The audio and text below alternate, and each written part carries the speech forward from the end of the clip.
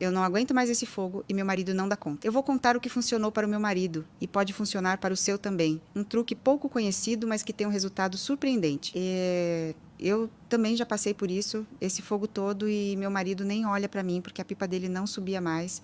Procuramos vários médicos diferentes, todos diziam que era por conta da idade, mas isso não é verdade. É o que eles querem que a gente acredite para ficar gastando com azulzinhos. Eu estava cansada de ouvir as mesmas coisas dos médicos, louca para cavalgar no meu homem, e ele lá, murcho. Comecei a pesquisar por conta própria, né, o que as pessoas dos outros países usam, e achei um estudo que falava sobre os haitianos, o quanto ela grande, grosso, parecia um cogumelo gigante. Lá dizia que eles usam um truque desde pequenos para não ter micros, você sabe. E principalmente para nunca falharem na vida, mesmo depois de velhos. Então, imagina só, um velho de 70 anos ser ativo e com um cogumelo gigante. Que delícia, né? Eles chamam de truque do cavalo. Lá tinha o link de um vídeo que ensinava todo o passo a passo. Obviamente que anotei tudo e testei com meu marido. Cara, que delícia, que delícia. 15 segundos depois do truque, meu marido já parecia um cavalo de tão grande e eu me acabei. Foi melhor do que qualquer azulzinho que ele já tomou. E sabe qual é o melhor? É feito com ingrediente que todo mundo tem no armário de casa e deixa lá estragando, esquecido. Bom, vocês querem saber que truque é esse, né? Vou deixar o link do vídeo aqui. Preste atenção em todo o passo a passo. É só clicar no botão Saiba Mais. Mas antes, deixa eu te avisar uma coisa. Esse vídeo tem cenas picantes, muito picantes, então não assiste do lado de ninguém.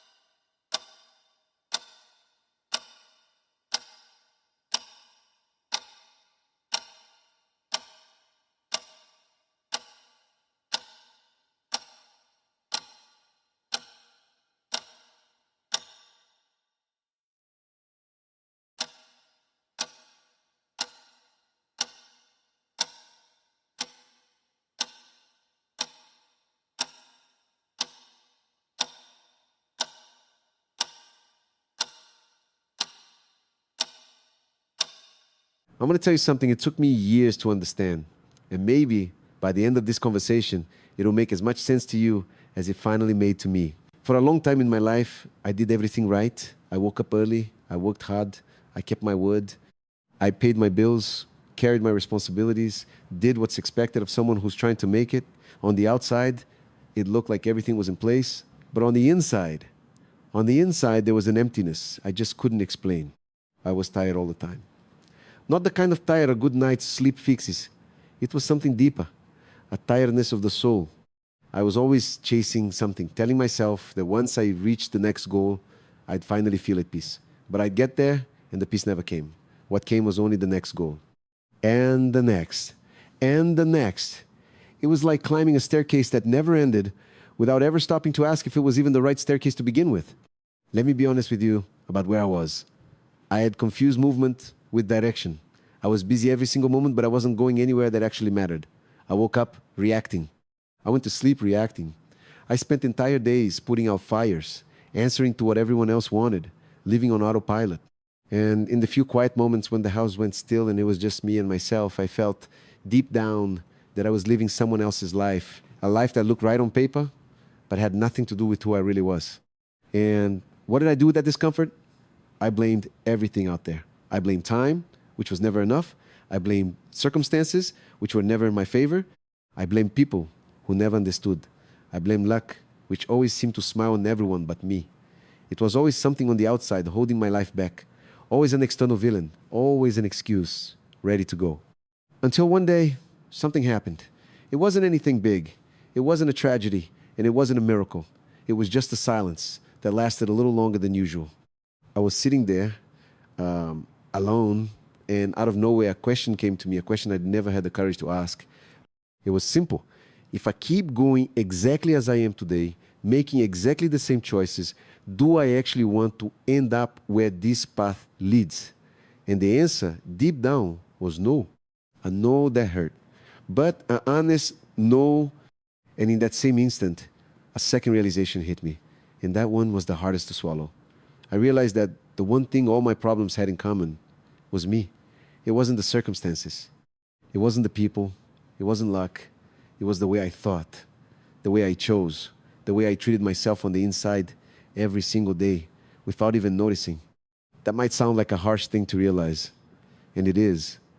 But it was at the same time the most freeing moment of my life. Because if the problem were only out there, I'd be a prisoner of the outside world forever. But if part of the problem was in me, then part of the solution was in me too. And for the first time in a long time, I felt like I had some power over my own life. That was the beginning. Not of some dramatic change from the outside in, but of a quiet shift from the inside out. The first thing I changed wasn't my routine. It wasn't my job. It wasn't anything out there. It was the conversation I was having with myself. Because I noticed something frightening. I spent the whole day sabotaging myself on the inside, beating myself up over everything, shrinking myself with every mistake, comparing myself to everyone all the time. The voice that lived in my head was the voice of someone who didn't like me, and I kept listening to that voice as if it were the truth. So I asked myself another question: would I talk to someone I love the way I talk to myself? And the answer was never. Not in a million years.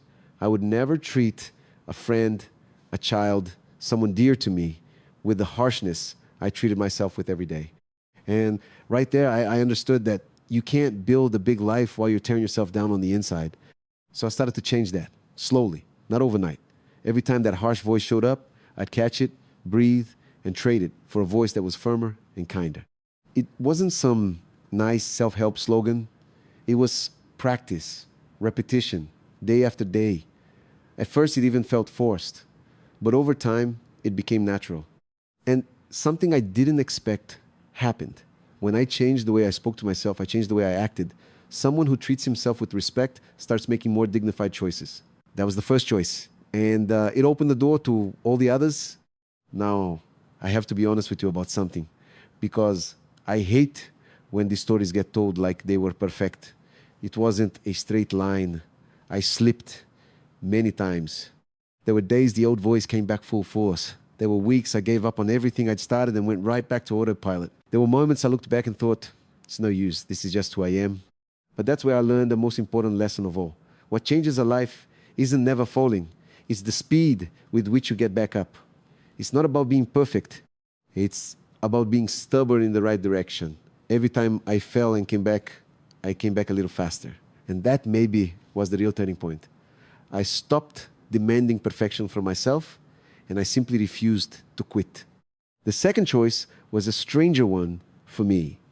I decided to slow down. For someone addicted to being busy, stopping felt like a waste. It felt like laziness. It felt like falling behind. But I started setting aside a few minutes of my day just to be in silence. No phone, no noise, producing nothing. Just me, my breathing, and the attempt to reconnect with myself. At first, it was uncomfortable. Very. My mind screamed. My thoughts tripped over each other. That anxiety came up, the kind you feel when you think you should be doing something else. But I kept at it. And over time, in that silence, something began to settle. The waters that were always stirred up started to calm. And when the water settles, you can finally see the bottom. It was there, in that space, that I found something I had lost without even noticing. A sense of connection with something greater than me. With a purpose I could feel pulsing behind my choices. With the wisest part of myself, the part that always knew the right way, but live drowned out by the noise of daily life. That's when my spirituality stopped being a distant word and became something real, concrete, lived day by day. Not as a religion I followed out of obligation, but as a presence I had finally stopped to listen to. And in that reconnection, two things began to grow inside me, slowly, like roots. The first was gratitude.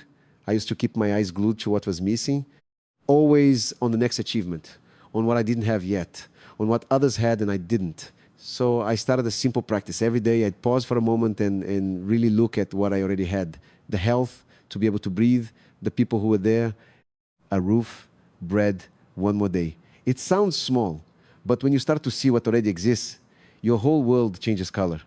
And here's the curious part.